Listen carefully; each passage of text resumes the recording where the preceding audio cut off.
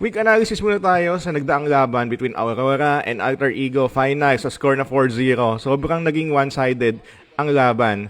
To the point na i-check na lang natin ano ba yung mga naging turning point. So, dito mapapansin nyo na maganda ang pagkakaset up ng Alter Ego dito sa first turtle. Unang nag-force si Nino and then primary target niya ay si Demon Kite, which is good. Successful sila sa pag-pick up kay Demon Kite.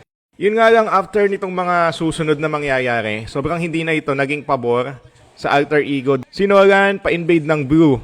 Good decision para kay Nolan. Yun nga lang, hindi nila successful na nakuha yung blue. Okay, so reset ang turtle fight. Kung mapapansin nyo, walang kahit anong buff si Yasuke. Nakalabas na yung blue niya, nakalabas na yung red niya. Pero tingnan nyo ang gagawin nila.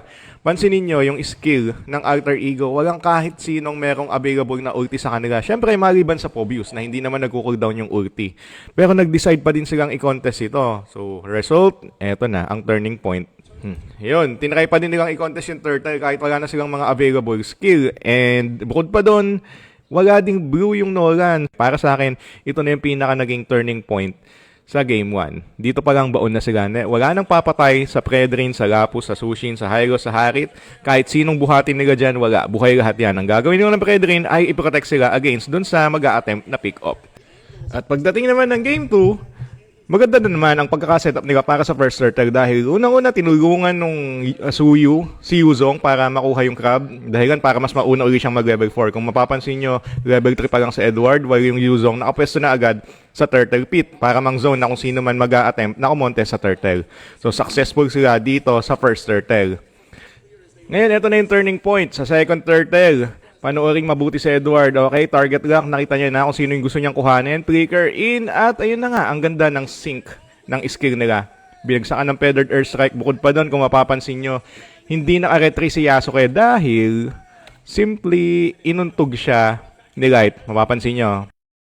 Ayan, islow mo. Bang!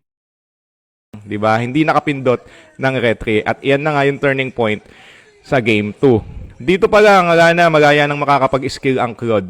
Kung usapang scaling lang, syempre, number 1 ang Claude sa lahat ng marksman pagdating sa scaling.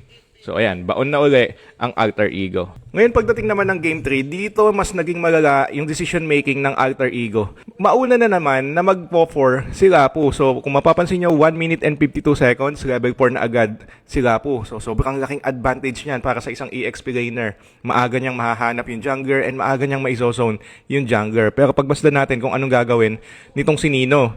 So, ang primary target mo during turtle fight, syempre, ang jungler. Oops, check natin.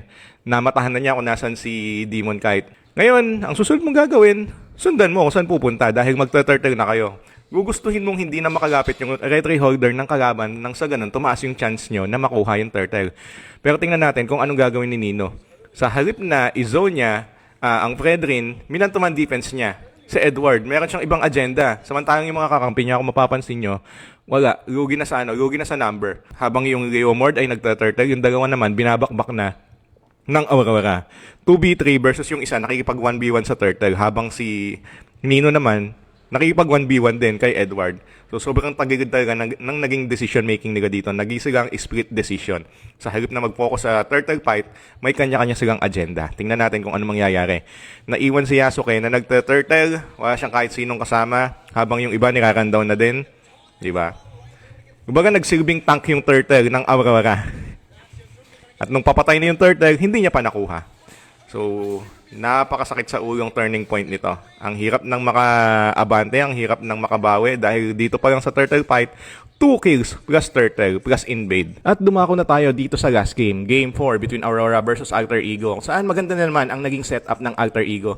Nauna na naman mag-4 ang Pobius. Sinino na naman? Pero sa halip na targetin niya yung primary target dapat na jungler para mapataas ang chance nila na makuha ang turtle, panoorin nyo kung anong gagawin niya. Kitang-kita niya yung primary target na jungler, which is si Demon Kite. Halos katabi na niya. Pwede niya nang simulan kung gugustuhin niya. Nang sa ganun, mapataas niya yung chance nila na makakuha ng turtle para ma-zone niya si Demon Kite at baka may chance na umatras na lang.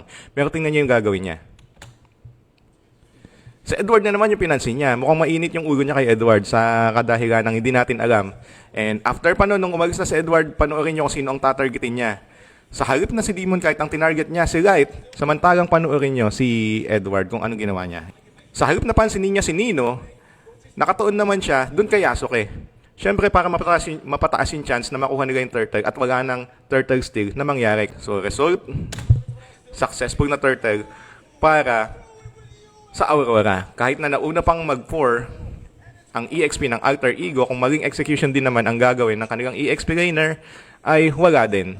At dahil doon, successful nilang nakuha ang Golden Egg. So, ayun lang. Maraming salamat sa panonood.